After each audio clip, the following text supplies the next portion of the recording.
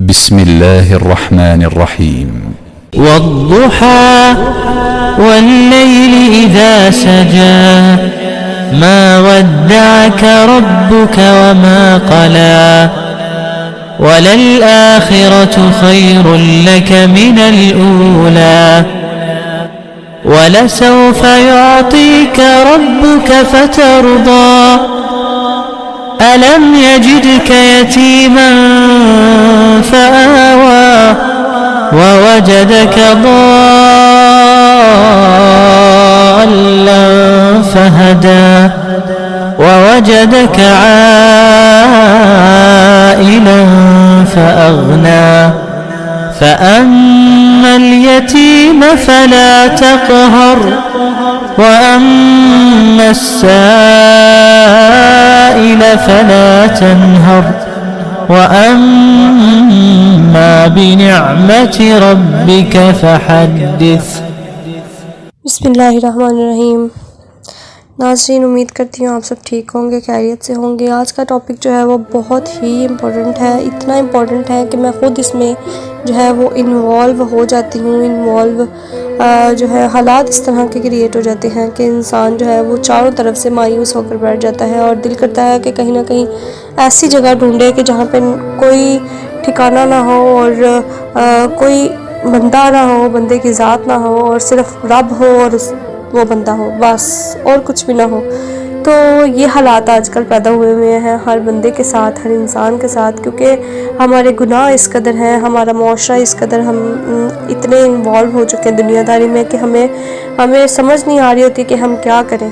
تو یہی کچھ حالات آج کل میرے بھی ہیں. اللہ تعالیٰ ہم سب کو جو ہے وہ ان سنگین حالات سے جو ہے وہ دور کرے. اللہ تعالیٰ ہمیں اپنی طرف جو ہے وہ مائل کرے، کیونکہ انسان بہت ہی ناشکرہ ہے جس کی وجہ سے وہ ڈپریسڈ رہتا ہے، اتنا ڈپریسڈ رہتا ہے کہ اس کو نہیں پتہ چلتا کہ وہ کیا کر رہا ہے.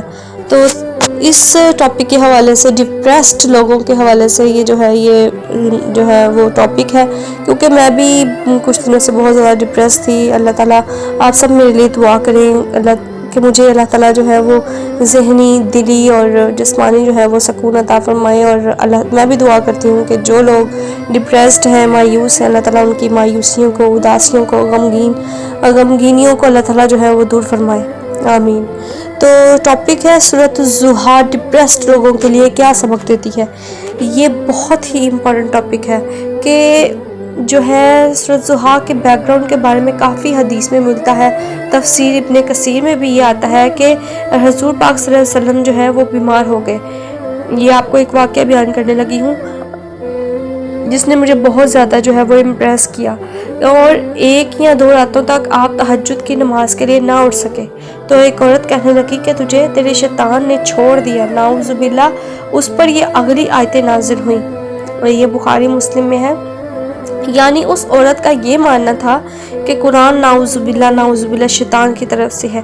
تو اس نے اتنے تلخ جملے کہے. تو یہ سورۃ تب اتری جب اللہ کے نبی پاک صلی اللہ علیہ وسلم بہت غمگین تھے، اس لیے لوگ طرح طرح کی باتیں کر رہے تھے. اور کئی جگہ یہ بھی آیا کہ جبرائیل علیہ السلام کے آنے میں کچھ دیر ہوئی، یعنی وحی کے آنے میں، تو مشرکین کہنے لگے کہ یہ تو چھوڑ دیے گئے. تو اللہ تعالیٰ نے والضحیٰ سے وما قلع تک کی آیتیں اتاریں. تو اس سے پتہ چلتا ہے کہ آپ صلی اللہ علیہ وسلم بھی غمگین ہوتے تھے. اللہ تعالیٰ نے ہمارا نیچر ہی ایسا بنایا ہے کہ ایک وقت آتا ہے کہ بندہ بہت ڈاؤن محسوس کرتا ہے. تو یہ صورت ایسے انسان کے لیے کیور ہے، یعنی کہ والضحیٰ، آفتاب کی روشنی کی قسم، واللیل اذا سجا، اور رات کی تاریکی جب چھا جائے. ہمیں کیا یاد دلایا جا رہا ہے کہ روشنی ہوگی، رات بھی ہوگی، یعنی ہر رات کے بعد، اندھیرے کے بعد روشنی ضرور آتی ہے. اس لیے اللہ تعالیٰ نے شروع ہی یہاں سے کیا کہ ہر بار ایک نئی امید سے، ہر رات کے بعد ایک نیا دن ہے. تو ایسے ہمت نہیں ہارا کرتے.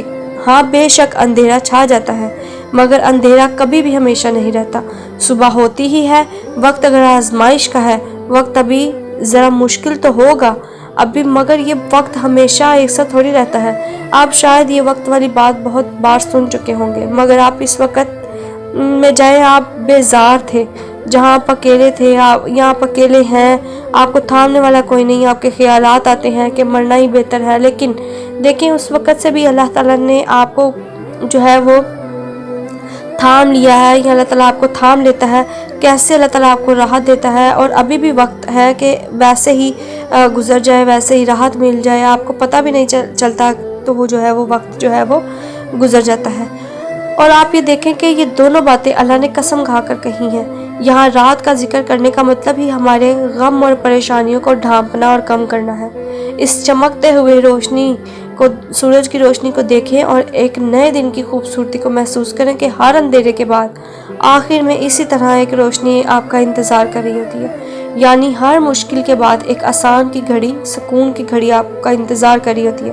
جیسے ایک ٹرین کسی ٹنل سے گزرتی ہے تو اندھیرا سا محسوس ہوتا ہے، لیکن جیسے ہی وہ ٹنل ختم ہوتا ہے دوبارہ روشنی آ جاتی ہے۔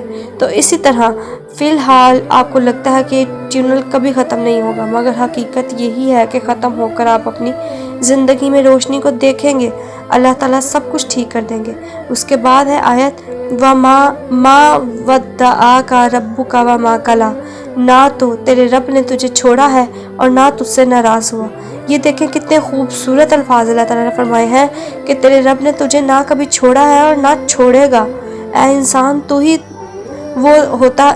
تو وہ ہے جو ہمیشہ منہ پھیرتا ہے اپنے رب سے، تو ہی تو ہمیشہ دور چلا جاتا ہے، جبکہ اللہ تعالیٰ تو تجھے اپنے پاس بلانا چاہتا ہے۔ یہ بھی اللہ تعالیٰ کا ایک ذریعہ ہے ہمیں اپنے پاس بلانے کا، کہ اگر وہ ہمیں غم تکلیف دکھ نہ دے تو ہم اپنے رب کو کیسے یاد کریں، اپنے رب کو کیسے پکاریں، اپنے رب کا شکر کیسے ادا کریں، ہم اس سے کیسے مانگیں۔ یہ وسیلے ہی ہیں، یہ ذریعے ہی ہیں جو اللہ تعالیٰ ہمیں اپنے پاس بلانے کے کرواتا ہے۔ اگر یہ غمگین اداسیاں یہ نہ ہو تو ہم اپنے رب کو یاد کریں، کبھی بھی نہیں کر سکتے۔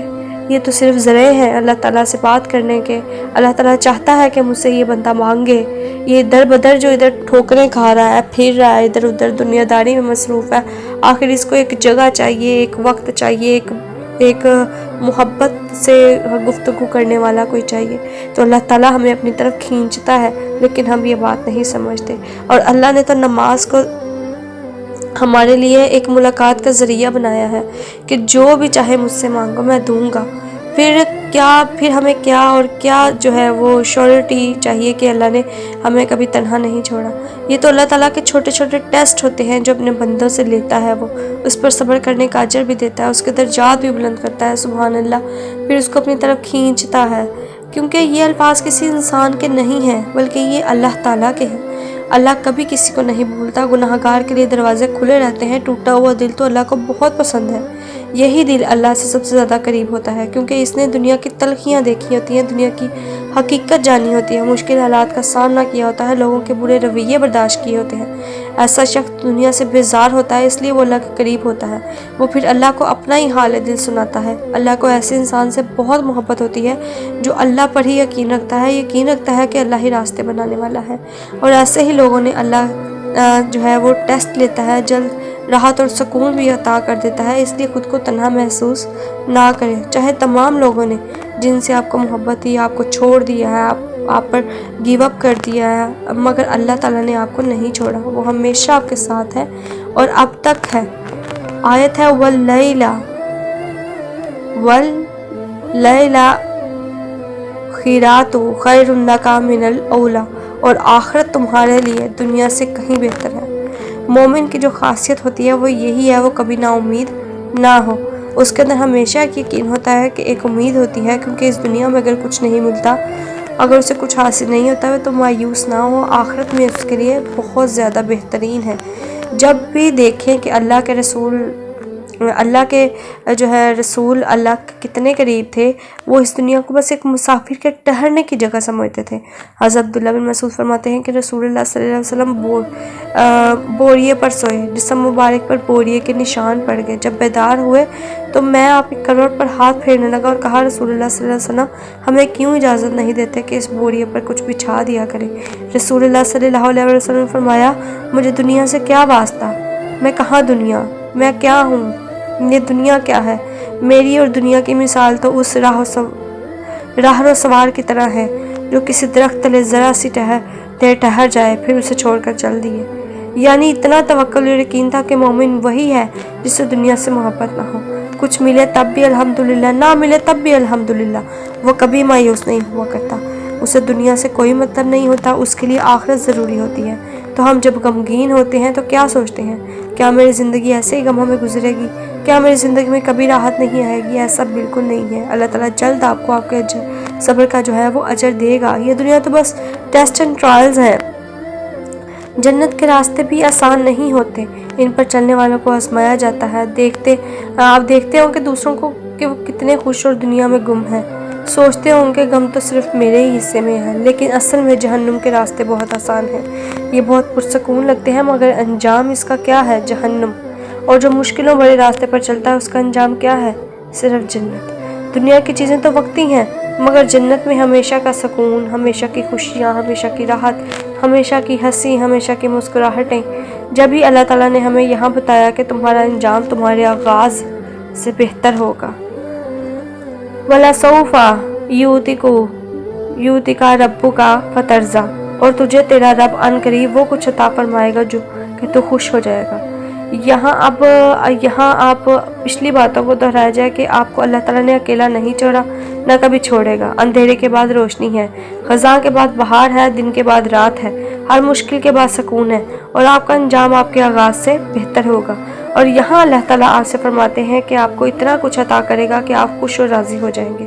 آپ اپنی مشکلوں پریشانیوں کو بھول جائیں گے۔ آپ بھول جائیں گے کہ وقت بھی تھا جب آپ ڈپریشن میں تھے، غمگین تھے، مایوس تھے، اداس تھے، کوئی ایسا ٹھکانہ ڈھونڈ رہے تھے کہ جہاں کوئی نہ ہو، نہ کوئی بندہ مجھے نظر آئے، نہ کوئی بندے کی ذات۔ آپ کو راستہ نظر نہیں آ رہا تھا مگر کیسے اللہ تعالیٰ نے آپ کو اس سفر میں آپ کو تھامے رکھا، کیسے آپ کا ساتھ دیا، کیسے آپ کے لیے راستے بنائے۔ ویسے ہی اس غم کے بعد اللہ تعالیٰ آپ کو انعامات بھی دینے والا ہے، سکون بھی دینے والا ہے کہ شاید آپ تصور بھی نہ کر سکیں۔ اس کے بعد ان آخری آیات جو سورۃ والضحیٰ کی آخری آیات ہیں، ان میں ہمیں کیا سبق ملتا ہے؟ یہاں اللہ ہمیں اپنے اعلانات اور وعدوں پر یقین کرنے کی وجہ دے رہا ہے۔ یاد رکھیں جب آپ بیمار، تنہا، اکیلے، افسردہ محسوس کرتے ہیں، کوئی آپ کی پرواہ نہیں کرتا، تو ہمیشہ آپ کے ساتھ کون ہوتا ہے؟ صرف اللہ۔ ہم پیدائشی مسلمان ہونے کے باوجود گمراہ اور دین سے دور ہو سکتے ہیں، اور وہی اللہ ہے جو ہمیں ہدایت دیتا ہے اور ہم اپنے قریب کرتا ہے۔ بہت سے لوگ اپنی زندگی میں ایسے ادوار سے گزرے ہیں جب ہمارے پاس پیسے دولت کی کمی ہوتی ہے، لیکن بعد میں پھر محسوس ہمیں ہوتا ہے کہ اللہ ہی نے ہمیں رزق کسی نہ کسی شکل میں دیا ہے۔ ان لوگوں کو دیکھیں جو آپ سے کہیں زیادہ بدتر حالات میں ہیں۔ ان یتیموں کو دیکھیں جن کا کوئی فیملی نہیں ہے، جن کا کوئی عزیز نہیں ہے، ان کی دیکھ بھال کرنے والا کوئی نہیں ہے۔ ہمارے سروں پر چھت ہے، دسترخوان پر کھانا ہے، اور ہم اب بھی سوچتے ہیں کہ ہم بری حالت میں ہیں۔ ہمیں بہت سی نعمتیں عطا کی گئی ہیں جنہیں ہم معمولی سمجھتے ہیں۔ کھانا، لباس، رہائش، اللہ کی عطا کردہ بے شمار نعمتوں کا شکر ادا کریں، اپنے افسردگی پر قابو پائیں، اور اس سورت کی باتوں کو یاد رکھیں۔ جب بھی آپ ڈپریسڈ ہوں، جب بھی آپ مایوس ہوں، اداس ہوں، تو اس سورت کو ضرور پڑھیں اور اس سورت کے ترجمے کو بھی ضرور پڑھیں تاکہ آپ کی مایوسی اللہ تعالیٰ جو ہے وہ کم کرے۔ آپ اس سورت کو زیادہ سے زیادہ جو ہے وہ تلاوت کریں تاکہ آپ کے دل کو اللہ تعالیٰ جو ہے وہ روشنی عطا فرمائے، آپ کو سکون دے، آپ کو راحت دے۔ امید کرتی ہوں آپ کو آج کی ویڈیو بھی اچھی لگی ہوگی۔ اس ویڈیو کو ضرور شیئر کیجیے گا ان لوگوں کے لیے جو بہت ہی ڈپریسڈ ہیں، اور سب ایک دوسرے کے لیے دعا کیا کریں، اچھے کلمات منہ سے نکالا کریں، کیونکہ دیکھیں آپ اگر کسی کو اذیت دیتے ہیں تو اس کا دل نہیں کرتا کہ وہ آپ سے بات بھی کرے، وہ آپ کو دیکھے بھی، کیونکہ حالات اس طرح کے، ہمارے گناہ اس طرح کے، ہمیں برداشت نہیں ہے۔ اس لیے کچھ بھی کہنے سے پہلے 10 بار سوچا کریں کہ اگلا بندہ ہمارے جو ہے دل آزاری نہ ہو ہماری وجہ سے۔ اگر آپ مایوس ہیں اس بندے کی وجہ سے تو آپ صرف اللہ تعالیٰ کو بتائیں۔ اللہ تعالیٰ صبر کا اجر دینے والا ہے، اللہ تعالیٰ آپ کا صبر اس پہ ڈالنے والا ہے۔ امید کرتی ہوں آپ کو آج کی ویڈیو بھی اچھی لگی۔ اس ویڈیو کو ضرور شیئر کریں، اور جو ہے میرے لیے بھی دعا کیجیے گا کہ اللہ تعالیٰ جو ہے ہم سب کو جو ہے وہ ذہنی دلی سکون عطا فرمائے اور ہماری اداسیوں، غمگینیوں، پریشانیوں کو جو ہے وہ دور فرمائے۔ آمین۔